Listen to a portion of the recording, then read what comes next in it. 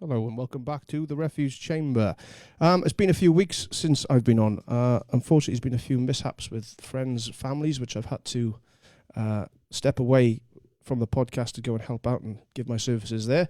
But we're back, and that brings me to today. And we're on to episode 32 of the podcast, and I'm joined by Nikki Branson. Now, Nikki is an international psychic medium, lifestyle coach and paranormal investigator. I've got you down as. That's a lot of titles you've got going on there. It is. And welcome to the show. This is episode 32. I said we were going to do something different from sports personalities, and here we are, Nikki. We have you on. Thank you. You said you already knew you were going to be on this show. So the lady that taught the Oracle from, what was it called?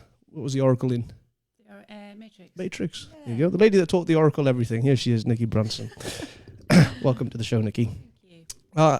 So, what got you into, or when did you first, what's the word, really, understand that you were going to be a psychic, or that you started seeing things or hearing things, or what was it that drew you into this? I don't think anything really drew me into this. This is something that, I acknowledged as a young girl, that I would know things before they happened. And I just presumed everybody was the same, that everyone knew things before they happened. Yeah. So I used to, know when there was mail for me in the mailbox. I still do that now as well. I think that's quite funny. I know when things are going to arrive in the mailbox. But and I just thought everyone spoke to, imaginary friends, and it turned out it was actually spirits I was speaking to. So That must have been real scary the first time that happened. You hear something. Not really. How old were you? No, not really. It wasn't too bad. I just thought it was normal.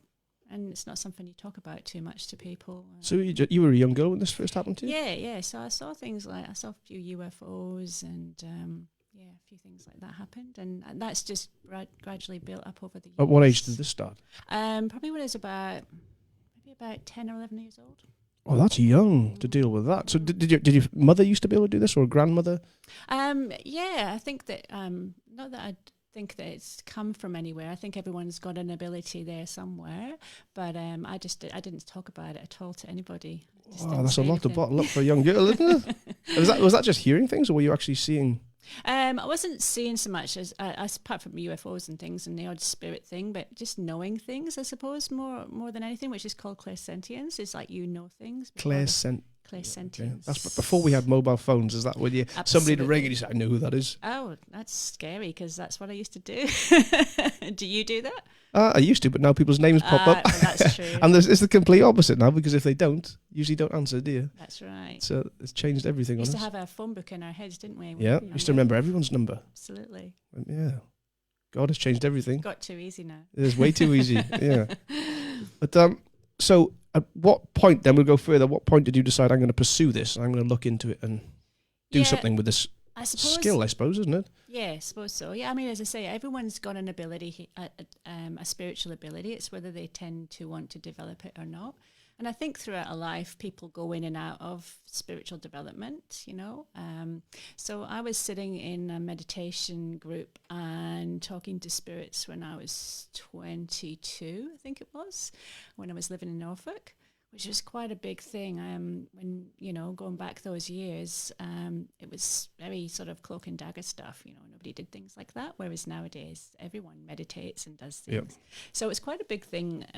All those years ago, I used to sit in a meditation circle at the top of a spiral staircase in a very tall building in Norwich, which was extremely haunted as well. So, yeah, it was quite interesting. So you meditate in a haunted location? Yes. And what does that do? Well, you have to protect yourself quite a lot. Doesn't really do anything, but it's just there's probably more available spirits for you to talk to when you're in a haunted location. Wow. Okay. But when you're meditating, you're really focusing on closing down and just quieting the mind, so you're not trying to be open as much to spirit communication. But what would happen was, if I didn't fall asleep, because that's often what happens when people start meditating, is they fall asleep. Just come a bit closer to the mic. Oh, sorry. If I didn't fall asleep and I was awake, we'd meditate, and then after the meditation, we would do some spirit interaction. So, okay. Yeah. It changes the whole dynamic of what meditation would be to me, to go somewhere. You'd think that it would take you want to be separate from everything, don't you? And Well, we were, because we were at the top of that house, so it was quite... But if there's spirits up there, though, it's going to take your mind off of meditation. They were very calm spirits, though. They were quite, they weren't jumping out of corners and saying boo or anything like that. That's going to spoil it for you. Yeah. Okay, so we're safe in here. You've got nothing going on in here. Well, that's the first thing I thought when I thought we're going to have you on. I was going to, if she walks in and starts looking around, I'm going to, oh no, what am I living with? No, it's perfectly nice in here, but there was a few technical issues before, which I think was sometimes funny because they do tend to work through electricity and meddle with things. So yeah. And for the listeners, they'll be going, he stuffs it up on a regular basis. Anyway. Oh, do you? Yeah. But no, I don't know what that was, to be honest, because all the plugs were in. And everything should have been working perfectly, but I've said that a million times and it hasn't. But things happen in weird ways. Now, you say that everyone's got this ability, you believe. And I can relate to that. When you look at dogs or anything like that, they see things in different light. They're susceptible to ultraviolet light. So what they see isn't what we perceive things to be.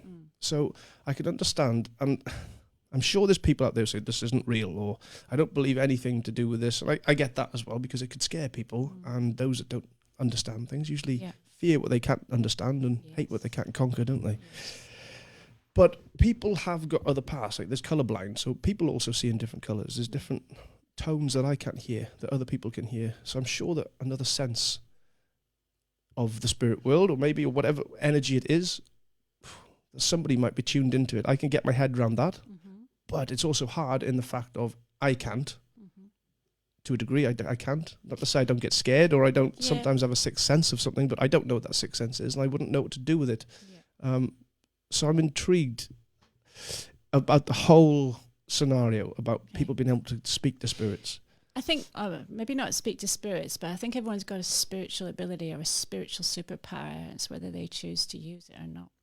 A lot of people, as children, we're very open. And a lot of children pick up on spirits. I've heard this. Yeah, as we grow older, we're conditioned really to shut it down by being embarrassed about talking about it, or people telling you the ghosts aren't real. Yeah, things like that. So you tend to shut that down. And then I often find a lot of my clients come to me and they've seen things and done things throughout their life. And as I say, many of them, when they were children, would experience things and then have that shut down, whether it was fear that shut it down from themselves, or whether it was somebody else around them that says, oh, you don't believe in all that crap, do you? And then it sort of comes back to them sometimes throughout their life, and it's like, oh, maybe I want to delve into that a bit more, and it's not always, as I say, spiritual. It might be seeing things like colours or hearing things. So it doesn't necessarily mean, your granddad's going to stand in front of you and say hi. No. It's Thank God. Yeah, but it might be that they see orbs, or they see colours, or they feel things, or they again know things before they happen. So like a sixth sense. It's an extra. Yeah, it is. Yeah, and there's a lot of people that have got that, but there's a lot of fear around it as well. People fear things. They fear letting go a lot of the time as well, not having control. I get a lot of people that come to me that say, "Oh, I can't meditate." I said, no, you can meditate. Everyone can meditate. It's just letting go of that control of your head. Yeah. Well, I think sometimes in meditation people get confused because their mind will drift. And I understand that's okay to do when you meditate. It's fine to let yourself daydream and come back, daydream again, come back. That might happen a few times. Yeah, that's okay to happen. I think that happens to people and they say, oh, I can't do it. Meditation, I mean, meditation, I get people coming to me and they say, oh, we don't sit in a circle and go om. And I went, no, we don't do that. And meditation has got so many, it's a huge umbrella for so many different types of meditation. The meditation I do is guided meditation. I write all my own meditations. And then it's like going on a journey, and you're right. You can just go off and do your own thing. I might be talking, and your brain's taking you somewhere else, and that's perfectly fine. I have a lot of people that fall asleep as well, and that's still fine too. They're still getting it in their head, subconsciously. And also, to fall asleep in a room full of strangers, I have people doing that. It's like the ultimate relaxation. If you weren't relaxed, you wouldn't fall asleep like that. So I always think it's a positive when people say, really annoyed, I fell asleep. I says, don't be, honestly, that's a really good sign. Yeah, I get that. Now, the ghost speaking thing, we mentioned it earlier that you like to go off and go to haunted places and search for them. Yes. So when you do this, what is it you're looking for? What are you hoping to get from it? It's not really I suppose it's not really hoping to find. It's like helping people. A lot of people live in houses, in normal family scenarios that have spirits. There's not many houses that don't have a spirit in them, okay? And we often go to places where people are fearful of the spirit activity that's there. And it could be that the animals are picking up on it, the children are picking up on it. It might not be them, it might be children saying the door is open, people's lights are flickering on and off and things like that. So it's just sort of investigating what's causing that. Is there something really here, or is it just a huge amount of energy in the house? When people are going through traumatic experiences forever, for instance, they've had a traumatic time in their life, or they're suffering from depression or mental illnesses and things, they pull in a lot of energy, and sometimes that energy can cause things in the house, lights flickering, electricity, things happening, electrical, doors opening and closing, things like that. So sometimes, like I said to you earlier, I'll get some really good houses to go and investigate, and we get there and there's nothing. There's nothing there. We can't pick up on anything. Because I can pick up on energy. Even when I'm driving in a car, I'll pick up on the car next to me. Really? Yeah, absolutely. Absolutely. You must do well psychologically to live like that. I know, I don't do it consciously, but if there's a really bad energy in the car in front, or I pick up on things quite easily. So do you see like an aura? Is that something totally different? That is different. I mean, you could see an aura when people have got an energy field around them, and obviously when you see people who are not in a good place, or they're doing bad things, or they're troubled, depressed, their energy is what I call as jaggy. Do you know what I mean when I say jaggy? So Australian people maybe don't get that, but it's like, we say that a lot. Those Poms will get it. Yes. And it's like this. It's very heightened. And when people are in a really good place and they're really content and happy, their energy and their aura tends to be softer. And it's not as easy to pick up on. Okay. So I find that I pick up on the sort of more stressful energy if it's in a car next to me. You must pick up on my stressful energy in here, because I get nervous before we do this. Energy, yeah. So let's skip aside a second to what got me intrigued into this sort of thing in the beginning. I don't do any of it, but I was at a rodeo in Canada, and I was walking along, and there was a newspaper cuttings outside a caravan by a paddock with the horses and bulls and stuff. And I read a couple of the clippings, and it was talking about people's real experiences that had come true from speaking to the medium, I suppose, that was inside the caravan. And I thought, why not? I'm here. There's a lull in the battle watching the cowboys go, so I'll jump in. I went in, and I got blown away. Okay. She knew everything. Wow. The things that she should never have known. And there was no Facebook at the time, and even if there was, she wasn't friends with me on there. I walked in off the streets as a boy from Wales in the army, turned up at the rodeo randomly, went in, and she told me about a friend that I'd had in school who had muscular dystrophy and that was in a wheelchair and that had died. She told me that my sister had passed away, said that my brother was ill, and I was just sat there looking at her going, there is no way that you could just make that up. And you still, for me, try to fathom as to how she'd know it, because that's not my realm of existence, is knowing these things. Yeah. I'm not on that energy plane. But she knew. Yeah. And she was bloody specific. Yeah.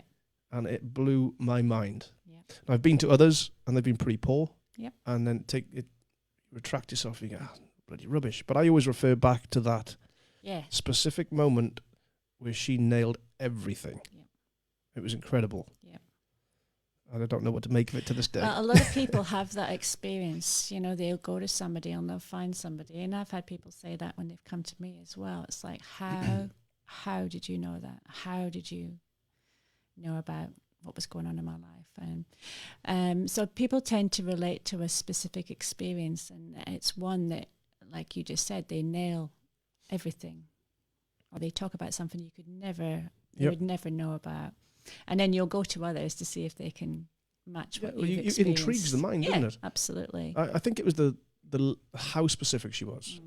It wasn't like, have you lost a female member of your family? And she drew me into something. She told me, bang, sister. Yes. She said, a friend in school, problems with his muscles. Yes. Oh, he had muscular dystrophy. I mean, that's pretty specific. Yes, that is. And I don't know how.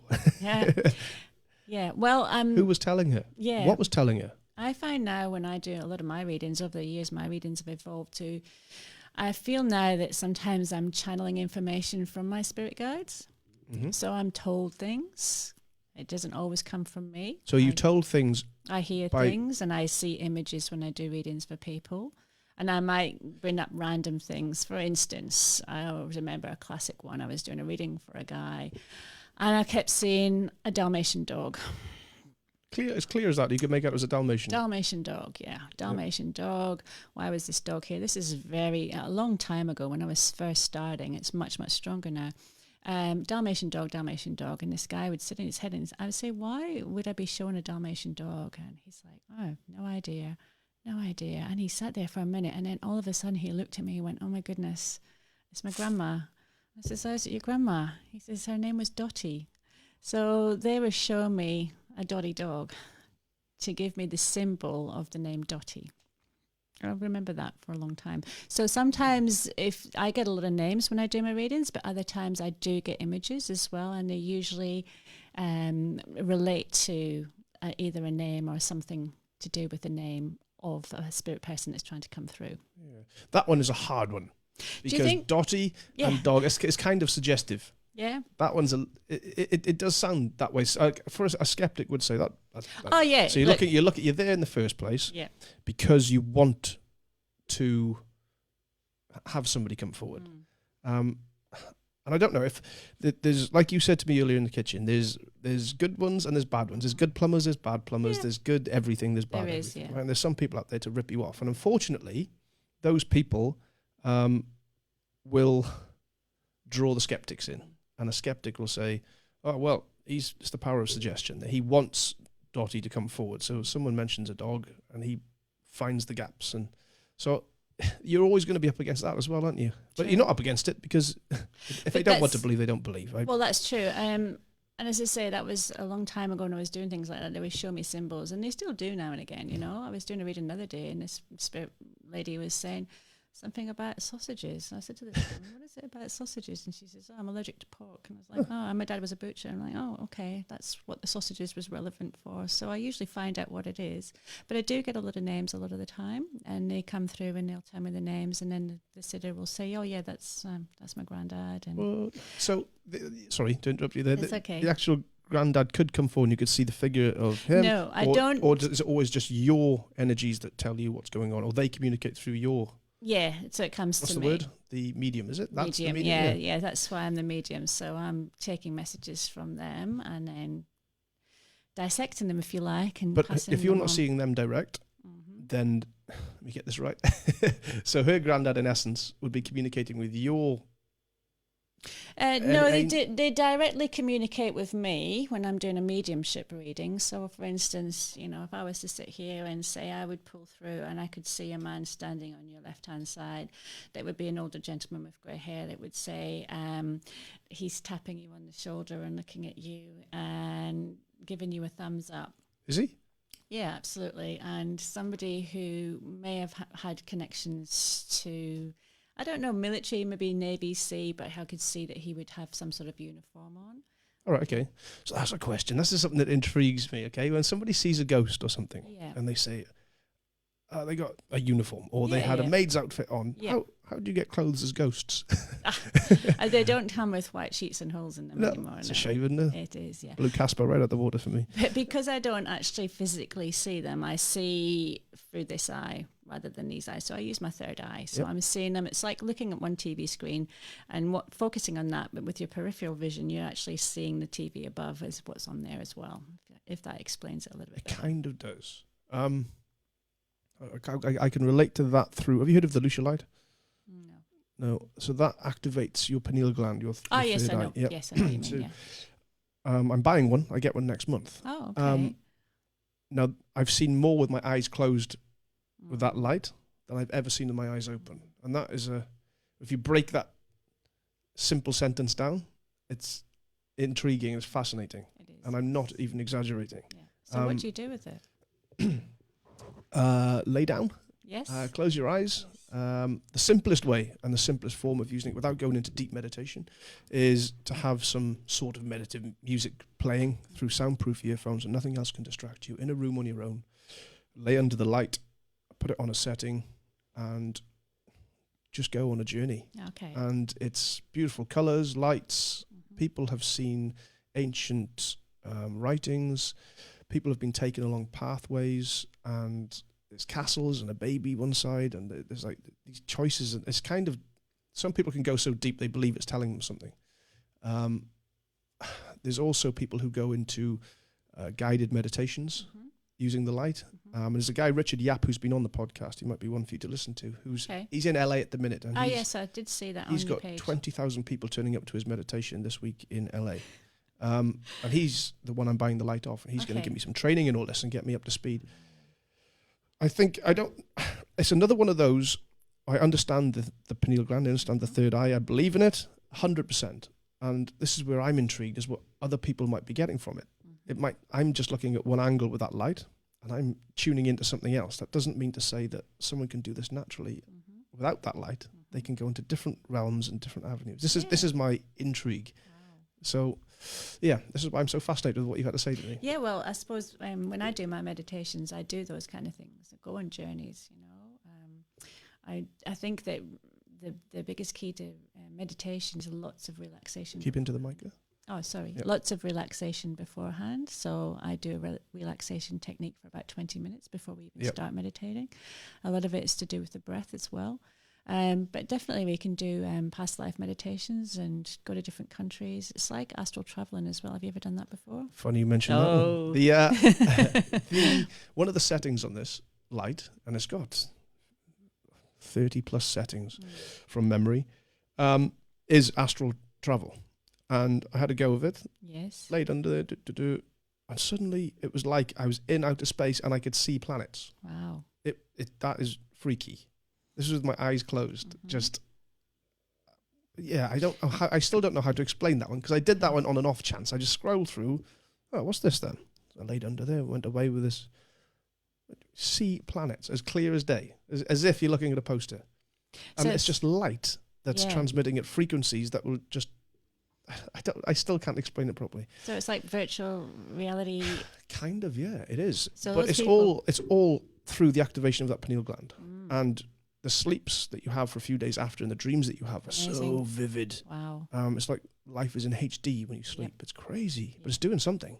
So a lot of people, when it comes to the pineal gland, you know about the calcification of the pineal gland as well. So through our diet, through sugar and alcohol, everything that we do. Our lifestyles, well, that's a whole other topic of the suppression of people, really, isn't it? Yes. With how they've closed that off. I could talk for ages about that as so well. could I. You can go down that road if you want to. But yeah, so I'm a firm believer in all that stuff, and it opens up other doors, that one does. So activating it was fascinating. I had a guy on that did... So basically this light will give you a slight release of DMT.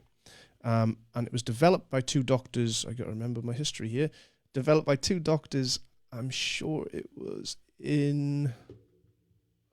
just to say Northern European country somewhere. Yep. One of the doctors died. He came back to life, and he said he wants to relive and rehab what he saw when he died. So when you're born and when you die, you get a dump of DMT, right? So he invented this light, which is the closest thing that they can come up with to seeing what he saw when he died. And they realized it gives a little dip of DMT to you. So I had a guy that went on the light who has taken DMT. So he was cool to go on it, but I think there's an element somewhere of, I've done DMT, it's not going to be as good as that. It's not going to be. He came back a second time. Oh, really? And loved it. Yeah, it was... Wow. That gives you an indication of how intense it can be. He saw ancient writings and other things, and I believe he went deeper than most because he'd done things with his pineal gland before. He meditates a lot. He's done a DMT. He's played with it before, so he kind of just went with it, and he was intriguing. So yeah, sounds interesting. I'll get you on it when I get it. Okay. I'll get Niall. I'll bring it up towards Niall. Someone will jump on and give you a go. Yeah, come out to the sticks. Come out to the sticks. It might be a scary place to do it, wouldn't it? Go out to the middle of the woods with this light and a generator. But no, so I'm totally with you when you're on about the pineal gland. So I'll let you continue with what you were going to say on that. I can't remember what I was going to say now. What was I talking about? We mentioned. God, somebody give us a heads up. We got on a tangent there, didn't we? We did a Billy Connolly. And So the way that people, the way that people communicate with you, or the spirits communicate with you, is via the pineal gland, and you look sort of through. Yeah, so it's like seeing out your peripheral vision. So it's seeing an image. It's not a physical image around you or next to you, if you like. But it's also the feelings that they give. It's the emotion that they bring through as well. It's the energy that they bring through. It's the kind of person they were. It's the essence of them. You know, if they were angry, or if they were sad, if they were happy, if they were always smiling. I pick up on those as well. So I'm able to sort of show people the type of person that I'm talking to. Really? So you pick up on the emotion? And absolutely. Ooh, get some scary ones there, wouldn't you? Especially if you go to a pub. Not really. And I think the other thing as well is important to know is that when you go for a mediumship reading, it's not always your nearest and dearest that come through. No. You know? They move people around. It's amazing how people get to me sometimes. Like they were just scrolling through Facebook and they've seen my name come up 5 times and I know I need to go and see you, and then they come in and their dad's there or somebody's there that knew that they had to get them to me because I was able to bring them through and give them some information or just let them know that they know what they're going through in their life right now. And I get that. I can relate to that as well. There's a medium in Pembrokeshire, and I went to see her, I think, after my brother passed, and I sat there and she said, a lady's come forward, and I thought, oh, here we go. And she said, she described this woman. It was like, no idea who this is. Yeah. And she basically said the name Joan, which was my dad's first wife who'd passed away. And she said, she's just come in. She sort of nestled through just to say, hi, I'm Joan, and I do know you exist, sort of thing. That's it. And left again. That's what they do. What? Yep. That was another time that sort of what happened after that in that reading. Do you know? I couldn't tell you. No, but that was the one. Was like, what? Wow! How you can't just say stuff like that and make it up. That to me was okay. That's impressive. Again, nobody's going to. See, I told you my phone was. There you go. That's right. Nobody's going to know about that aspect of my dad's life and her name, and to say come forward and speak to me. It was. They do that though. They do gather and they know. At least 2 weeks apparently before they have a reading, they know. Going to have a reading, so make sure that you're there. You get the little ghost watch out and set it. Yeah. And they do sometimes just do that. They pop in and say hi. I remember doing a reading for a lady once, and I described the spirit lady that came through, and she's under her name, and she says the only person I can think of is my friend's grandma. And I'm like, okay. She says, yeah, it sounds just like her. And I said, so. And there was something about where she worked that I said, and the woman says, yeah, it's definitely her. And I said, you've got to speak to her daughter or her granddaughter. And she says, yeah, I haven't spoken to her for a while. She says, can you please touch base with her because she's not really doing very well at the moment. And that was the message. Hey. And they're allowed to pass messages like that? Yeah. Okay. Is there like a rule that they can pass messages but they can't, or you can't tell them, or they can't say anything that's going to actually influence your life so. As such? No, I think whatever I'm giving is what they need to hear. I'm a great believer in. I always tell people I don't bullshit. I don't put sugar on things. I don't tell people what they want to hear. I tell them what they need to hear. You're going to die in a week. No, I don't that nasty like that either. And I generally don't see things like that. I do generally. Okay. Not really. No. It's probably a good thing. I imagine that would freak people out, wouldn't it? If you could actually see, it'd probably freak you out as well. If you could actually see someone and then know when their time is up. I don't do that. No. I don't see that. That's a good thing. Yeah, I think so too. In some ways it is. Yeah. Imagine what you do in your life if someone said you got 12 months. It would change everything, wouldn't it? Yeah, imagine what the world would be like if everyone meditated though. Totally quiet. Yeah. A lot more quiet than it is now. So, a spirit. Somebody passes. Energy never dies. So this heaven, hell thing that some people believe in, why are these energies still here, and why have they not fallen into the going up or going down? It is energy, and it's not always here. I do feel that they're always all around us. You know, they're not. It's just like they're in a different dimension. I don't feel that they're very far away from us a lot of the time. And like I was talking about before, we can go back several generations as well. So, you know, if there's something that they particularly want to come through, or a person that they want to speak to, they can come through. They don't have to. I sometimes feel as well that they have jobs to do where they go as well. You know, they have a purpose where they are. But it doesn't. It does mean that they can come. They can come through, and they can generally, you know, say hi, or I understand that this is happening in your life right now. You're studying really hard, or I never liked your husband anyways, or you know, those kind of things. So, yeah. So where do you think spirits go then? Where do they Well, they do congregate? go to different dimensions, and I believe that there's different layers and different dimensions. I don't believe there is just one place they go, either there or there. I do believe that you ascend into different dimensions. That's my belief. In what respect? What do you mean by that? As in going through different different levels of spiritual attunement. I think when spirits go over, that a lot of the time they can be quite ascended spirits, and they might have been here many times before, and they can ascend quite quickly. Another You mean time, reincarnated? Yeah.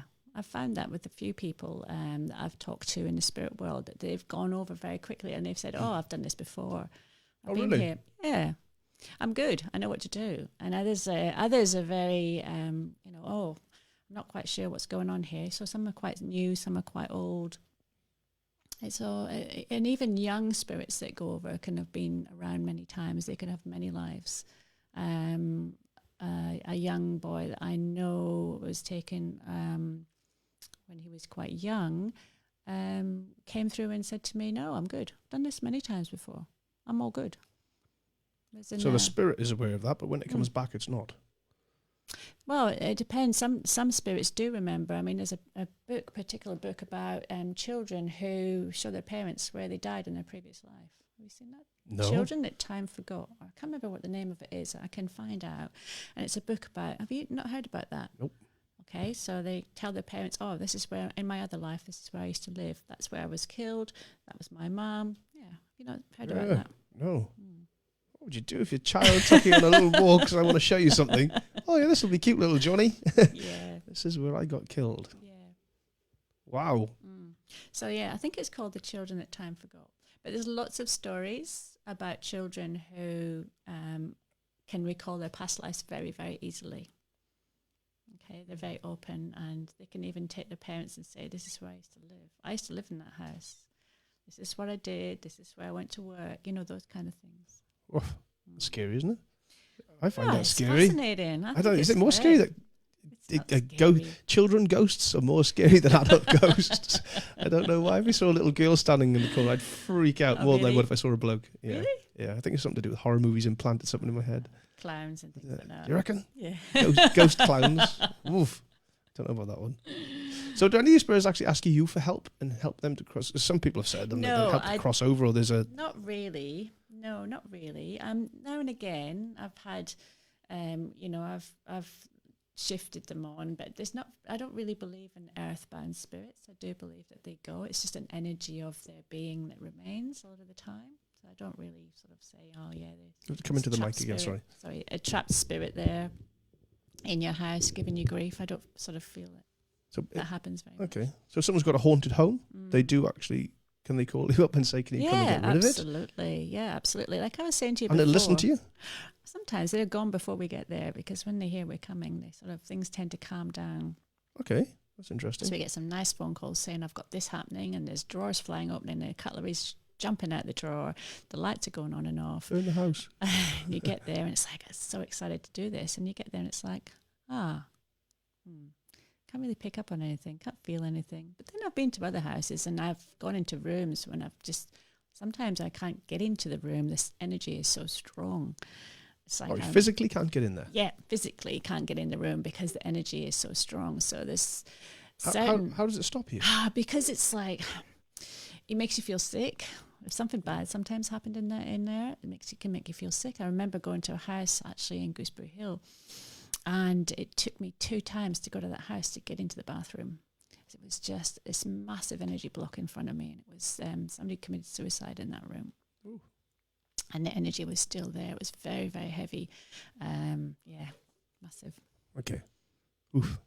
But you're more susceptible to that than most. Yes. Thankfully, I can get to my bathroom. Yes, you can, yeah. So I'll tell you my little ghosty story. Yes. If you listen to the podcast with Niall and Parina, I apologise because this will be a repeat of it. But there was an old school back in the town Milford Haven. Mm-hmm. at the old central school, and we used to go in there as kids and play gang, chase each other, hide, and all that malarkey. And I found myself the perfect hiding spot with another lad. So you go into a room, there's broken glass on the floor and windowsills that were so deep, you could sit up in them, and huge old school windows. So he sat up in there. I went over the glass and into the little bathroom or little toilet area. Big door, really high door. And I closed it slightly, sat on top of it. I thought, anyone comes now, we're going to hear them, and like, we'll be all right. Heard nothing. Then the door opened up with me on it. And that's the weight of me on it as well. So it was definitely opening. And then I felt something here. Wow. And I sort of heard and something said, you are not supposed to be here. Get out. It didn't say it. It did somehow. It felt because that's what I was telling myself that it was telling me. Yeah. I dived down off this door, over this broken glass, and he's like, what's wrong? I get out, get out. He followed me, went outside, I was white. Yeah. I was, that's not right. Something's not right there. Yeah. Anyway, my mate was telling his mum, oh, Greg's a bloody scaredy cat. He's a wimp. And they go, the school teacher died in that toilet doorway of a heart attack. And he showed himself to the teachers, and a few teachers left the school whilst my parents and my mate's parents were all at that school, so they could all remember it. And they said, he showed himself to the teachers. A few teachers left because they couldn't handle it, and that was the actual doorway in the end. I didn't know this before it happened, but that 110% that happened to me, and that was my first ever experience of a ghostie. But what is it with teachers? I don't know. They're scary at the best of times, aren't they? Yeah, but when I went to school when I was younger, there was a lot of teachers that passed away. Really? Yeah. Their children weren't sleeping, they're waking up in the night, seeing people at the end of their beds. And the other thing was I'd make my bed, go to work in the morning, come back and the bed was unmade. I'd put my hairdryer down on the bed, come back, hairdryer had gone, there was stuff just going on everywhere. And that was when I was a lot younger, so I wasn't really picking up on what it was. I wasn't scared, but I just thought, I don't like living here. So I moved out. And the other thing was a lot of the people that lived in that street, so it was semi-detached houses. They don't have them over here, do they? Nope. They have? No, do they? Well, not that I've seen, no. What do they call them over here when the houses are together? There's a certain Big thing. house. Yeah. Anyways, but you know how you have rows and rows? Yep. It was just a little cul-de-sac, quite new. Years and years later, when the internet was available, I researched where I used to live, and apparently those houses were built on a school playing field, and many teachers had taken their lives. Not many, but 2 or 3 teachers had taken their lives. But also there had been a World War II plane crash on the playing field of the school. Yeah. Here's your airman.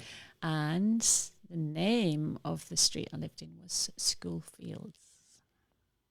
So that will explain the airman. That is. And the blood. Yes. Oof. And all the other stuff that was going on in other people's houses in the same street. So when houses are like that, the spirits can go through very easily. They can walk through walls.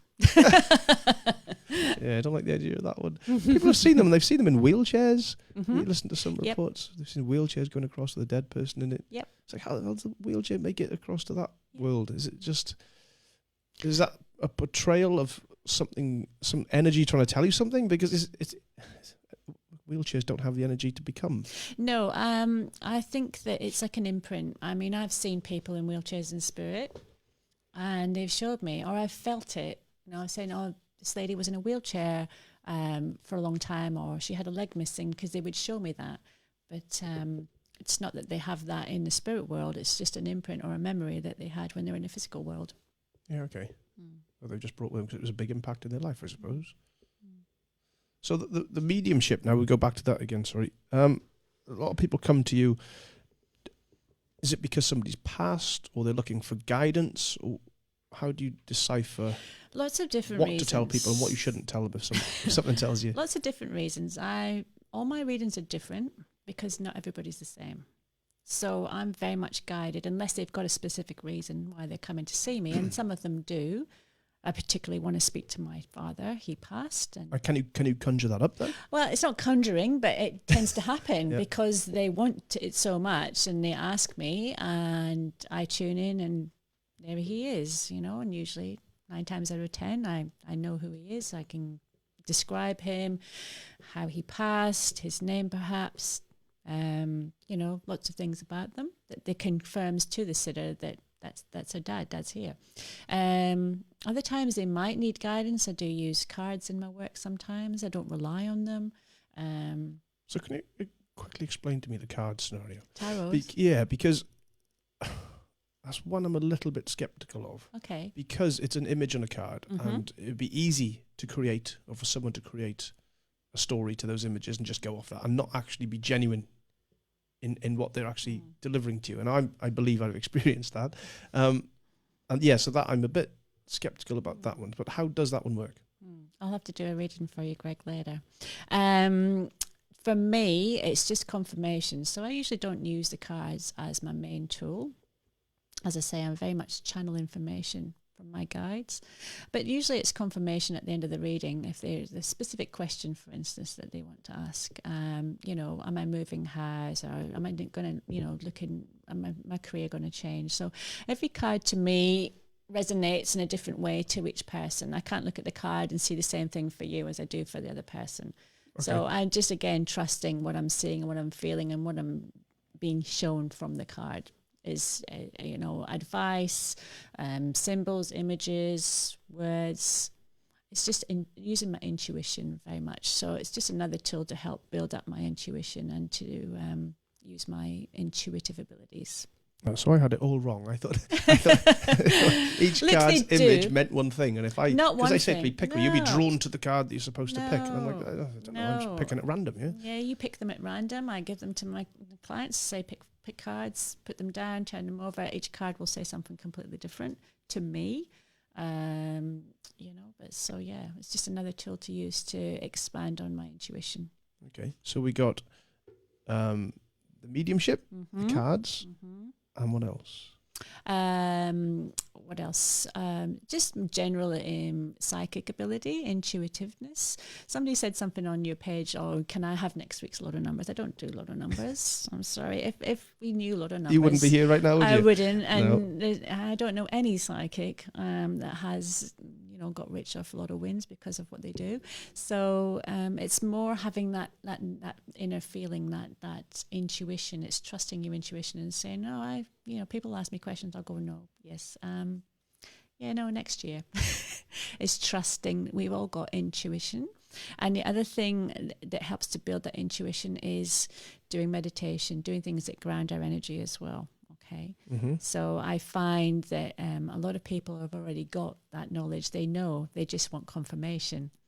So many times you said, oh, yeah, I don't really feel that. I don't feel that's the right thing for me to do. And they'll come to me and I'll say, no, you're right. They won't tell me what it is, but I'll say, if you've been thinking of doing that, it's not the right thing to do. So would you advise someone to trust their heart or trust their gut? Trust their gut every time. Okay. Trust your gut. And the more that you do things like meditation, it brings you into your body, grounds you. The more things that you do that ground you helps to build your intuition. So do you know what I mean when I'm talking about grounding yourself? Yes. Okay, so how would you ground yourself? I don't think I do half enough. Do something that I enjoy. Take a moment out for myself, whether it's a walk. Just be alone with my own thoughts is kind of how I ground myself. I don't meditate. No. Have done on other things that I've done. It's been a part of it. I don't do it. I enjoy it when I do it, but I don't. I'm not consistent. Okay.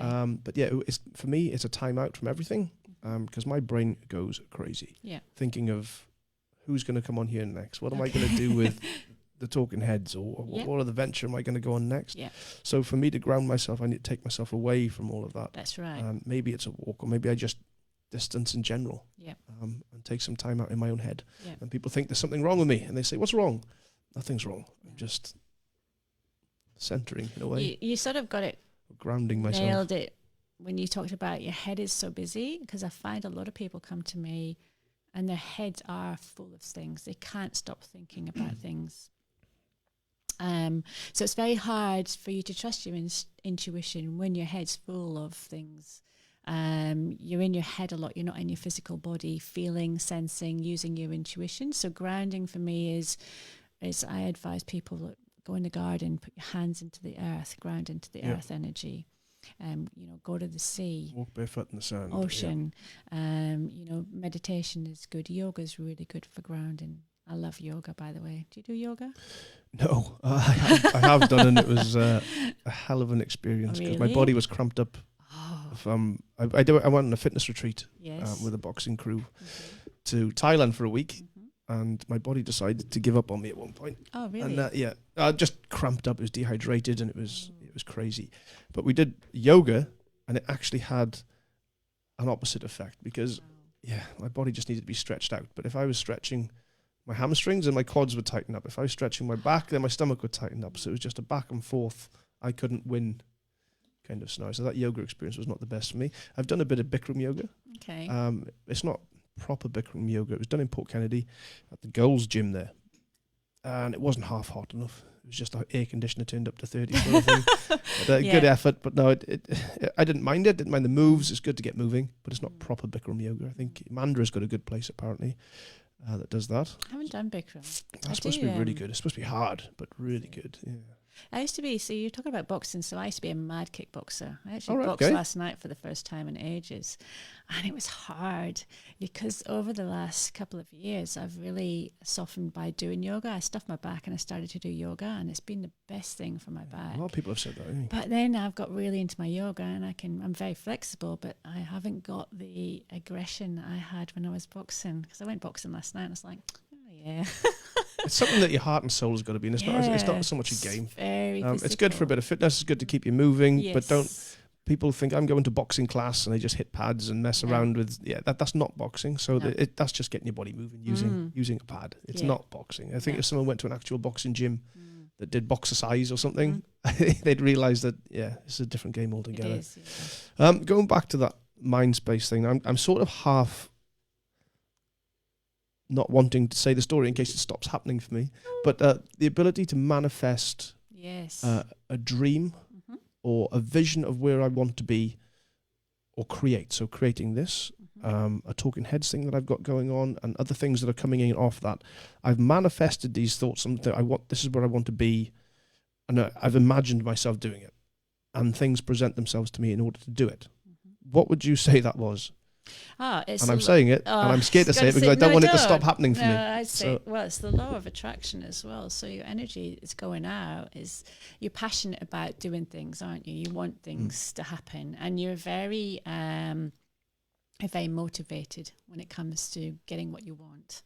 Okay, you're very focused as well. So I'd say that because you want to do something, you think about it and you think about how you're going to feel when you get that, and it's coming into your life. So it's like the law of attraction. It's like when you've got really good energy and you're happy and content in yourself, you tend to have good things come to you in your life. But when you're sad and you might be depressed or life's crap, it tends to attract more of the same. Do you know what I mean? Yes. So when you're very motivated and you're pumped, and you've got a really high energy level. Do you live on your do you just live on fumes? I mean, you're just on the go all the time. I get that. Mentally, yes. It gets insane. Really gets insane. That's why you have to meditate. Yeah, I have to take myself away and slow myself down. Yes. I even said to my girlfriend, I said, "Am I distant at the minute?" She goes, "Oh, a little bit, but it's okay. I understand." And she does get it.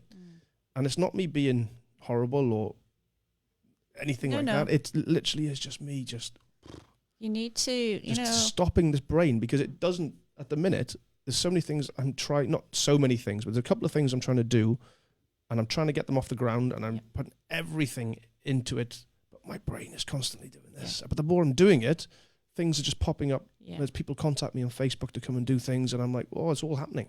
Now I need to slow this brain. And so maybe I quieten down, distance myself slightly from that then. The meditation would be good for you, because you really when you meditate and you get into a really good meditation, it's letting go of that.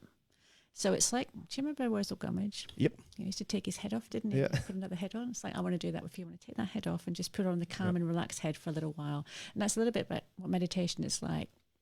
when you are, and meditation isn't just like sitting in your room. I know you said that you do that, you go quiet and actually doing proper meditation where you really relax your body and you let go and allow somebody to take you somewhere or guide you and do some healing, work through your chakras, balance things, do stuff like that.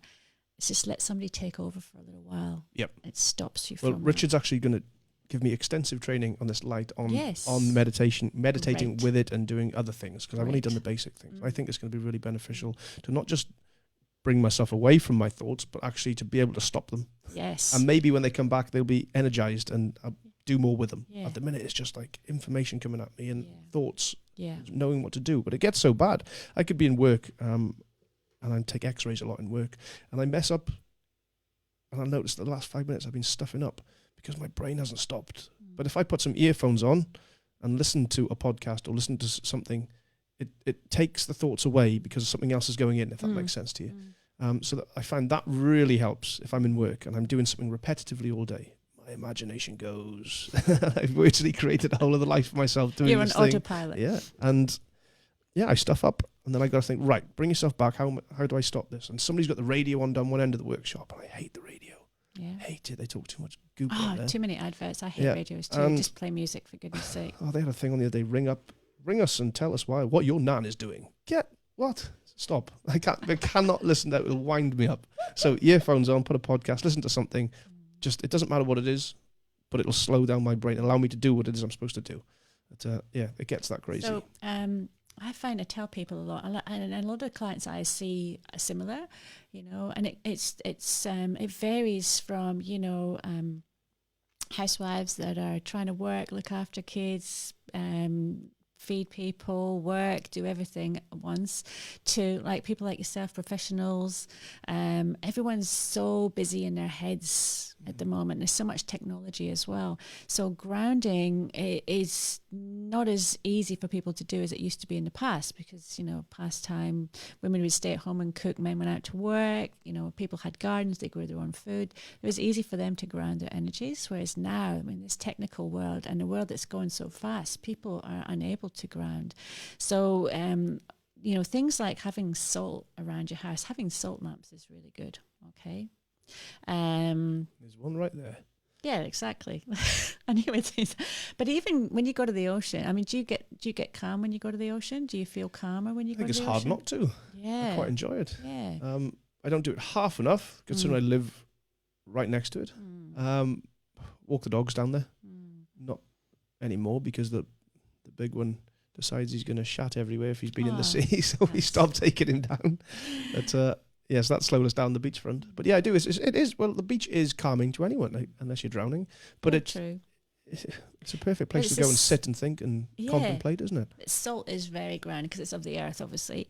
So even having salt around you, okay. Whenever I go to the ocean, last time I cut my foot up, and it was quite an eventful trip the last time I went to get my salt water at the ocean. But anyways, I will take a big 2-litre container and fill it full of salt water, and then I'll bring that home, put it in a spray bottle, and I'll spray that around the house. Instantly, I just go, that's much better. Why is that then? Well, because the salt is grounding. Salt is from the earth, so it helps to ground you. You get that same, when you breathe in at the ocean and you go, it's the same. You spray salt water around from the ocean. I get the same feeling. Okay. Sorry, my phone is going crazy at the moment. That's all right. I've got all these people messaging me saying, "Can I have a reading? Can I have a reading?" Yeah, because now's a really good time. They're watching you live. And I thought, I'll tell you, I'll ring her. Of course. That's all good. It's on silent. Nobody can hear it. Sorry. So grounding your energy. So the yoga is good. The meditation's good. Getting out into the bush as well, and just it's actually this guy who does forest bathing. Have you heard of that? Forest bathing. Yeah, forest bathing. It's like Damien is a friend of mine. He takes groups of people up into the hills where I live. So I have it all around me anyways. But he'll take people up into the hills and just no phones, nothing. And he'll take them right out into the forest, and you just sit there amongst the trees and you just soak up the energy. That's great. I can imagine that being good. I used to love playing in the forest as a little kid. Yeah. Used to have them down the back of the farm in Wales. Get down there and build swings. And so trees are brilliant for that. So even people... As part of the Talking Heads, and one of them is with Niall, who's just opened up the Stay at Home Productions that does the filming for us when we're doing the interviews at the fight shows. Yeah. So through Stay at Home Productions, what we'd like is to do a Haunted Heads episode, which is where Niall actually linked us together, right? And Yes, said, that's I got right, someone that'll be yeah. good to come on the Why podcast. So here we are. So the Haunted Heads, we were looking for somewhere that'd be interesting to go, and then I thought, I think we should bring you along on this little trip as well. So we'd like to invite you on that if you're happy to do it. And yes. bring a different aspect. Instead of just going, did you hear something or see something? We'll actually have someone there that could potentially communicate with something if it is there. Yes, and I think that would be quite fascinating to view. So that would go out onto our YouTube channel. Yep. So the Talking Heads got a YouTube channel as well. Okay. So is this. Yep. And we put it up on there with a bunch of other things that we've got in the pipeline. Perfect. But yeah, I think that'd be great to do with you. I do too. I'd love that. Where would you recommend in Perth that's There's got something? I'm not going to know that we're coming and they're going to run away from us. Yeah, there's many places. There's quite a lot of historic places.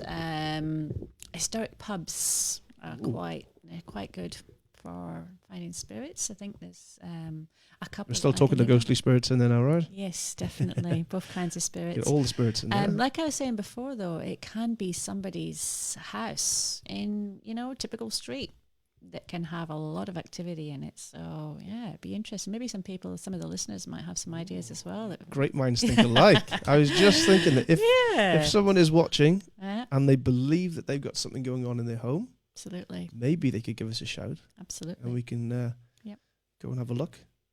That'd be quite cool, wouldn't it? I think that would be quite cool. Maybe we'll have to go to a couple of places. Great. Yeah, maybe. I'm keen to. Yeah, same. Yeah, no, we could. So when's the best time to do it? Is there a certain time of day that there's more activity? Daytime, nighttime, or? Not really. I suppose it depends on. Traditionally, people go at night,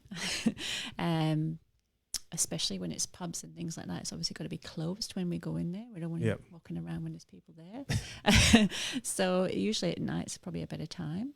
I suppose speaking to the people who live there and find out from them, when does it happen? When do the plates fly off the table? When do you hear the doors opening and closing? Generally it's at night though, because everyone's quiet. People are trying to get to sleep. That's when they're listening. During the day, people are busy doing things or they're not in the house. So it's generally a nighttime thing. Yeah, that'd be scary. You see people putting their little cams on in their houses these days, haven't they? Got security cams for the pets. I've seen them. Other things happening in there. I've seen them. We've got one. We haven't put it up yet. There was one actually on, I think it was on news the other day about one woman in America, and she had a security camera outside on her cars, outside in her driveway, and this creature came out. Creature? A creature. What kind of creature are we talking here? Dobby. A demonic. Dobby? A demonic-looking creature. No, do you remember Dobby? Dobby out of Harry Potter. It looked like Dobby. It walked past the cars, and it was like little with like a nightgown on and big ears, and it just went like that. I got a mate who looks like Harry Potter. I wonder what his comment is going to be. There he is. I wonder what his comment's going to be about that. Dobby's real, so maybe Harry Potter's real as well. Oh, well, maybe. So, yeah, I'm 100% keen to do this. And Lucas has jumped on. He said, this would be good fun. So, yeah, but the thing is, in saying to do it, like I said, you have these thoughts, but then you've got to know where to go. It's a bit of, so I think. Bit of organisation. We bring your knowledge to it. Yep. It's only going to be better. Absolutely. And hopefully nothing too scary is going to happen there. So you've had a few messages already about people wanting to have readings with you since we posted up on here. I have sessions with me. So I'm like I was saying before, I do lots of different things. So I do psychic readings, mediumship readings. I do, I suppose, spiritual life coaching when people are wanting to know more. That's a different one, spiritual life coaching. Yeah, so they want to know about their chakras. These people are still trying to ring me, sorry. That's all right. They want to know about chakras. They want to know how to meditate. They want to know how to ground themselves. They want to know how they can, build up their intuition and things like that. So they come to me and I help them, guide them, help them balance the chakras, tell them maybe what crystals that might be beneficial to them, or, what essential oils they might want to use. This is a topic I was going to bring up, was chakra. Oh, chakras. I love chakras. So can you explain to me about chakras, please? Yes. And when you say balancing them? Yes. So you have the main 7 energy centers in the body are chakras. And chakras is like a Sanskrit word for wheel. So it's like having an area in different parts of the body that governs, I suppose, physical, emotional, mental abilities. Okay. Do you know much about the different chakras? You know about the third eye, obviously. Yes, I know about that one. Okay, which is our 6th chakra. opinion on things. So I find a lot of people over their life, you know, when you were young and old, if you're brought up at old school, you're told the children should be seen and not heard. Shut up, don't speak until you're spoken to. And so you sort of take that on, and perhaps in adult life, you might find it difficult to express yourself. You might have a problem with your throat and cough or have a tickle a lot of the time, saying, you know, pay attention. You're actually suppressing something. You're not saying what you want to say.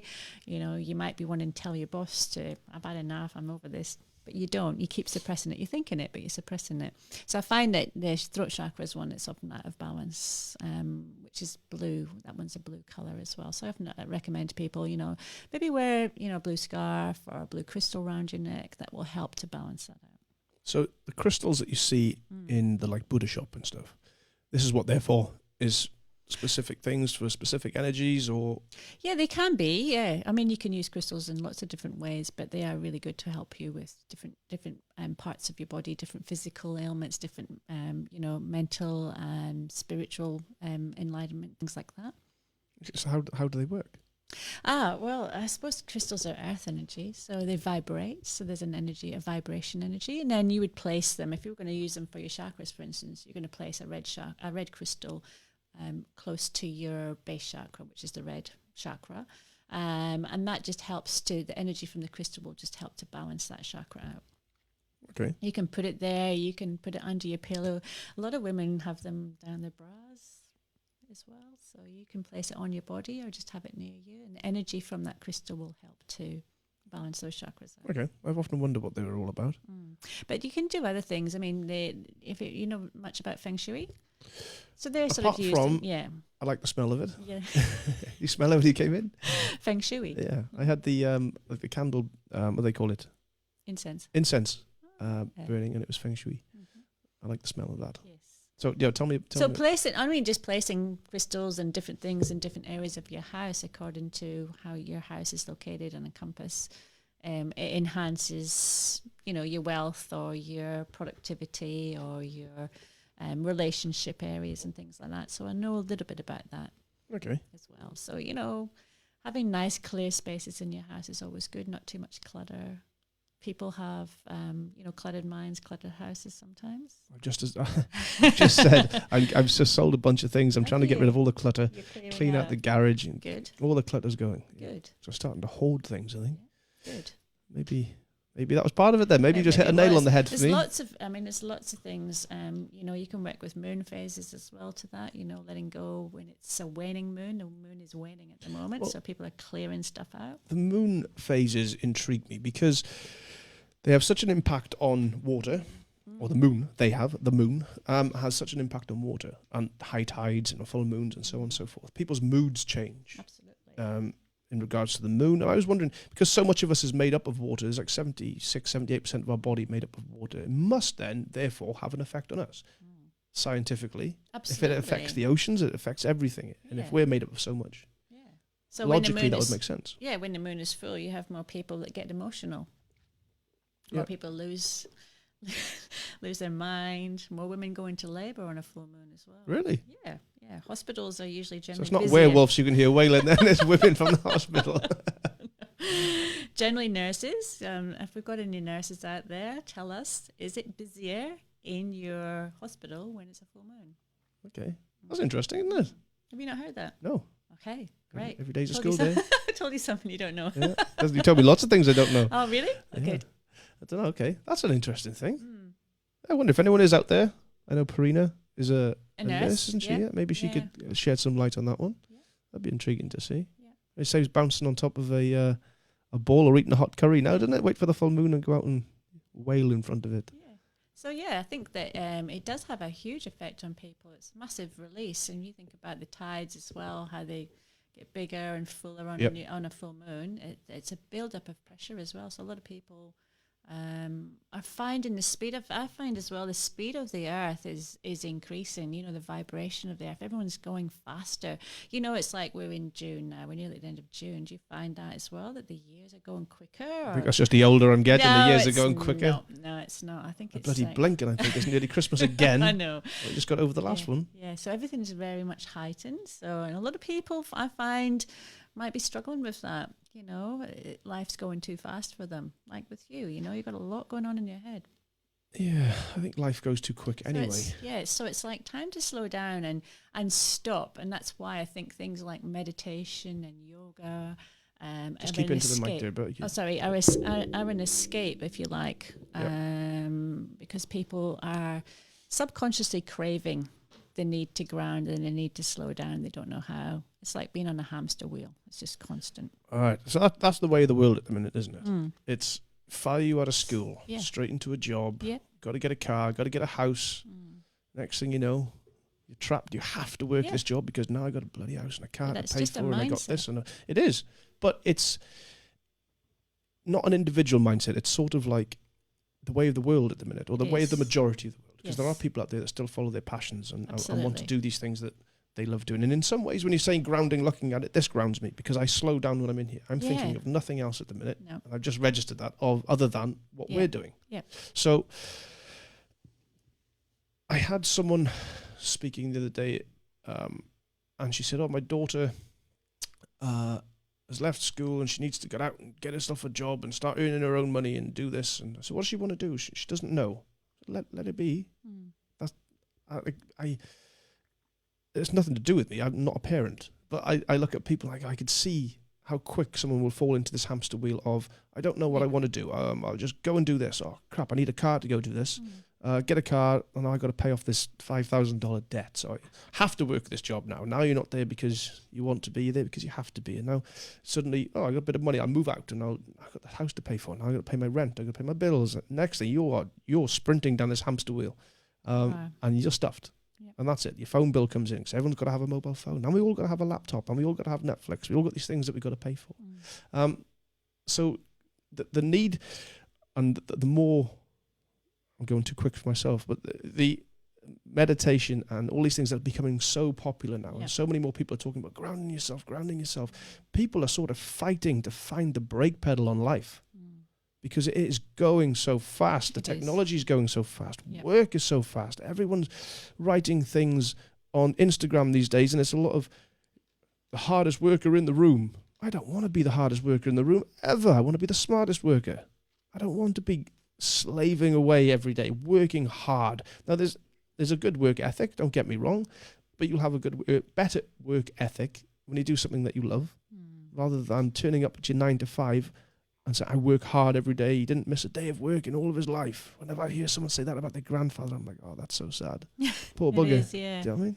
What would you do when you retired? I don't know what I'd do if I retired now. I do.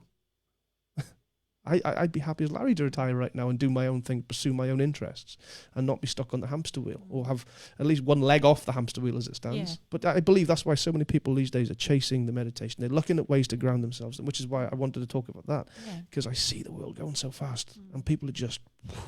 And a lot more people are open to it now as well. That's the thing. You know, when I first started doing this several years ago now, it was like you didn't talk about it too much because people were just like... I think you're soft, wouldn't they? I think you're crazy. Not into it. Yeah, not into it at all. And the other thing I'm noticing as well is the massive amount of guys that are becoming more spiritual and wanting to become more spiritual. I have regular guys come to my meditation group who really want to de-stress. They might suffer from overthinking, anxiety, things like that. A lot of people come just for that benefit, just to switch off and slow down. So many people suffer with anxiety at the minute. Massive, There's different reasons why people would suffer with it, don't get me wrong, but a lot of it is, again, that hamster wheel is going and they're worrying about the future. Yeah. What a horrible thing to worry about. Yeah, it is. To worry about the future. It's not a lot of people that haven't got a bit of past that they have to deal with, let alone having to worry about the future. Like, it's something that you can control, but you can't control, if that makes sense. It's much more fun to just go on the journey. Yeah. Rather than worry about it. It's finding balance as well in everything, isn't it? You know, finding that balance between work and play and social and downtime. It's finding that time, but I feel that you've just got to make the time. You have to. Well, there is plenty of time. If you look at your mobile phone, I'll challenge anyone who's listening to this podcast now, if they say, I can't go to the gym for half an hour, I can't go to the gym for an hour, I haven't got the time. Look at your screen time on your Apple device or your Samsung device, and then tell me you can't find an hour in the day. Have a look at your Netflix when you sit down and watch a movie or you watch some Kardashian crap. Yes. Don't tell me you can't find half an hour to go do something and release some endorphins. Look at your screen time. It's there. I bet you it'll say hours. And throughout the week, mount that up. You say, don't tell me you couldn't have found 2 hours this week to go do something. Yeah. Something for yourself. It's not head down into a phone. That's Because right. that's where a lot of people's time is getting taken up at the minute. And I do it. It is, I do it. And I can do it because it's not an excuse. It's still a stupid reason. But because I'm trying to do this and I'm trying to get this out there, I find that I have to write posts. I have to start responding to messages that come in. Then you've got the talking head side of it. So there's another aspect of it. And then my social media has to be here. I can't just turn around one day and delete my Facebook. Otherwise, I can't do this. But if you stop people looking at this, then you have more time because you're not answering There's them. also another aspect to that. Again, I've got to realise that nobody actually really gives a shit about me. If I don't do anything for this podcast for 2 weeks, it doesn't affect anyone's life. Does that make sense? I'm not so caught up in it that I think that people really care. And if I don't post on social media, they'll forget me. They won't. They won't forget me. They'll be just like glad to see you back when you decide to come if you back. put one up, people will look. And if they don't want to look, they won't look. And that is my attitude towards it. But I do like to keep a little bit of activity to keep people aware of it. So I get caught up in the social media side of it through that mainly. But for anyone who says they haven't got time to do something, look at their phone. Please do it. Look at your phone screen time, and then you'll realise where that time could be spent more proactively, whether it is earthing yourself, walking across the beach, you're doing something for yourself. Because at the minute, the world is 1,000 miles an hour, and we're all getting sucked into this vortex of it. And I think you've got to be more happier. It makes you happier as well. You know, when you go to the gym, you come out, you feel better. You release endorphins. It's good for you. It has to be done. You don't have to go and hammer yourself either. I went 3 times. I went this week, and I didn't hammer myself. I didn't come out of there dripping in sweat and, oh God, I need to go and recover. I just went in, pushes, pulls, moved, did some 2010s on the running machine, kept it easy, but I was moving, and he still released the endorphins. It still feel good when I came out. I'm not looking to be huge. I'm not looking to be the fittest man in the world. Just use my body and move. That's all I wanted to do.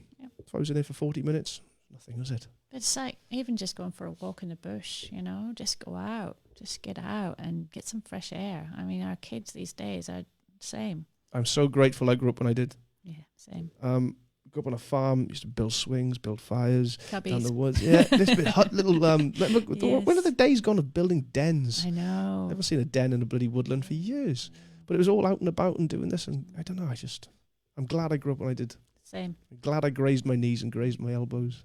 Should we have a look here and see if we can get to some questions that some people might have been writing into us? Go for it. So bear with us, people. I don't know if mine is still working. Let's have a look. We've gone through a lot of people by the looks of us here. Would love to. Oh, what does it say? Wants to watch it all. Hello, following Joey Odell. Hello. Ah, you had a reading. You gave Joey a reading. All right. Joey Odell. Hi, Joey. He wrote in. And Jamie Cooper, a friend of mine. She used to train here, didn't you? She used to be one of the instructors at our gym. Oh, right, okay. Yeah, she said she did say, and she used to do a bit with you. She used to come motorbike riding with me and Colin. And she had a little L plates on her 250. I came with her when she bought her little beep beep. And she used to come out and have a few runs with us on the bike. Yeah, another one here. Leanne Webb. She says, you're amazing. Oh, thank you. You were amazing when she had a reading a few years ago. You're spot on. Yeah. Thank you, Leanne. Nikki, you are awesome. Look, you got some fans, haven't you? I know. You're another one that says you're amazing. Great podcast. Thank you. Andy Haig. Harry Potter. This is the guy who said looks like Harry Potter. Oh, really? You might meet him later. He might be kicking around. He says, hi, Nikki. Thanks for doing the show. Had a question. If you can get images, feelings from other fields/realms relating to people's futures, how far have or can you see? Ooh. How far into the future is he saying now? I think he is. I had a question. If you get images and feelings from other fields or realms relating to people's futures, how far into the future can you see? I think he's saying this. So if you're getting messages about my future when people say, am I going to move house? I think he's referring back to. Then how far can you see into someone's future? I've seen, I generally don't like to, when I do my readings, I generally say it's for up to around about a year. I'll see things, but I have seen things that have been several years' time. Like I've said, oh, you're definitely going to be, on the stage in 3 years' time, but not right now. You're not ready for it right now, but I would say in about 3 years' time, I could definitely see you owning a restaurant or doing something that you're really passionate about. So I have seen that up to about 3 or 4 years ahead. Okay. But generally, when I do people's readings, I'll say I'm only going to see for the next year. But yeah, I have seen much further than that. But then, everything's changeable. So that's why I always sort of say my readings are generally for the next 6 months, future-wise, 6 months to a year, because things change, Well, people go through life cycles. Absolutely. We've said that before. So Yeah. it could change, couldn't it? It could, yeah. Demelza, this is my girlfriend here. She's experienced some strange things with children's sixth sense. So she's been a childcare worker for umpteen years. And she's saying that she gets strange feelings with children's sixth sense, which probably goes back to what you were saying at the beginning, where children haven't really got the filter, have they? Yeah, that's They're not told that these things don't exist. There's no boogeyman. They see things, and they're so innocent as well. So they don't. Take they it haven't for face got. value. Yeah, they do. They haven't got that. I'm not seeing that. I don't believe that. That's not true. They're just like that door just opened on its own. Type thing, You nearly made me turn around I and look know. at I the was door. looking Then at I was you like, because you're gonna go. oh shit! Yeah. I was halfway through re-listening to you and reading the next comment. I was like, is she talking to me? Yeah. What is it with budgies? Budgies? Yeah. What is it with them? Who's got budgies? I've got budgies around here. Have you? Did you have budgies, or did you have somebody who had budgies? No. My mum's got a budgie. Oh, your mum's got a budgie, is she? Yeah. Still got it, I think. Maybe you've just told us, Mum, get home quick, the budgie's in trouble. The budgie's going to be fine. Sorry, Mum. Your budgie just croaked it.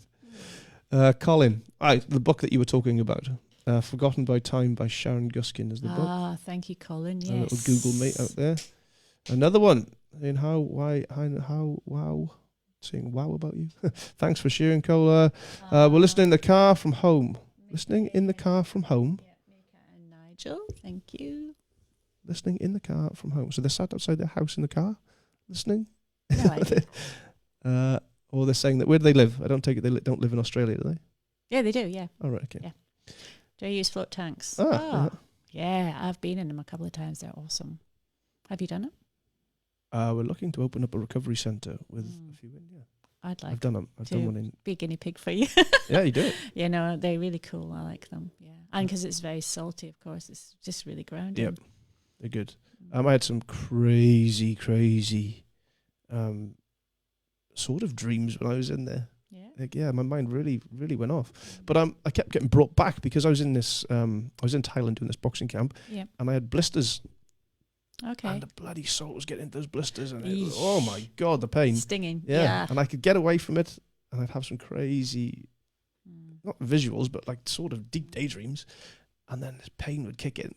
Gee, I'd be back in no time. So it spoiled it for me. I didn't end up doing the whole time. I was like, I got to tap out. I got to get out of there. Yeah. So. You'd have to hold your hands at the water. Yeah. Oh, yeah. What's this? Veronica Rocco or Verona Rocco? Vernona Rocco.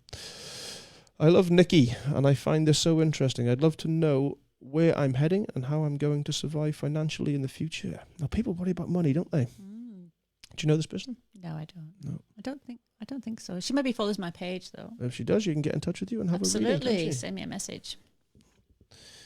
Niall, there he is. Hi, Niall. It says, Dobby can't be Dobby seen can't by be seen by muggles. muggles. You and Nikki watch the video, you won't see anything. That's old Andy, our Harry Potter lookalike again. He's obviously still listening. You had one, Smokey. That wasn't a budgie, that was a cockatool, and he's still alive. So it wasn't him. But there you go. There wasn't too many questions in the end. If anyone wants to get in touch with you, Nikki, and they want to book you in for a reading, where, how, what do people do to find you? Best thing to do is go on my Facebook page. Oh, hold on. Let me get this camera over to you. Yep. Psychic Medium Nikki. Yep. And they can send me a message from there. Okay. I haven't got a website yet. I have got one. I just haven't got round to activating it. But yeah, mainly my readings come through my Facebook page or recommendations from people who've had a reading from me previously. So yeah. Okay. If you want that link, feel free to put it onto the post that we put on Instagram and just copy paste your link in there somewhere. And if I can find it, I'll do it for you. Thank Thank you. And we'll get that done later. But yeah, anyone that's listening, and feel free to contact Nikki, get yourself a reading. From the comments, there's certainly no bad ones at all. Everyone is taken aback by what you've done for them in the past. So yeah, thank you. maybe we'll swap a float for a reading off you. That would be great. It's been an absolute pleasure having you on. I've really thoroughly enjoyed this conversation. Oh, it's been really good. I've learned a lot. Yeah. Fascinated me. Thanks, Greg. I appreciate you coming down. Thank and hopefully you don't get stuck on the traffic. Well, let's hope the on the freeway's return open journey. again when I go home. Fingers crossed. Yeah, bad accident, you said. Yeah, that's another thing I pick up on when I go past as well. That was a raw one. Yeah. Okay. Ladies, gentlemen, thank you very much. Till next time. I think we might have a few comedians lined up for you very soon. I said we were going to get away from the fighting side of things and the combat sports. So we've got myself and Lucas, who you've seen on the podcast a few times, have now got the Talking Heads. That podcast will be coming at you very soon. We're going to keep all the combat sports through that. So if you do follow us for the combat sports,